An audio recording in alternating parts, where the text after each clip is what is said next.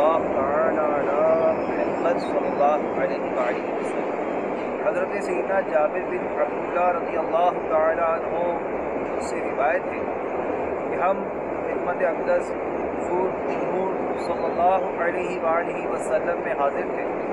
ارشاد فرمایا، اس وقت تم پر وہ شخص چمکے یعنی ظاہر ہوگا کہ اللہ عز و جل نے میرے بعد اس سے بہتر بزرگ تر کسی کو نہ بنایا، اور اس کی شفاعت انبیاء کرام علیہم السلام کی مانند ہوگی۔ ہم حاضر تھے کہ حضرت سیدنا صدیق اکبر رضی اللہ تعالیٰ عنہ نظر آئے۔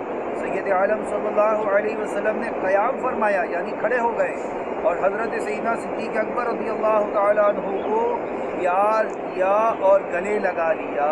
صلو علی الحبیب صلی اللہ تعالی علی محمد۔ مجھے اپنی اور ساری دنیا کے لوگوں کی اصلاح کی کوشش کرنی ہے۔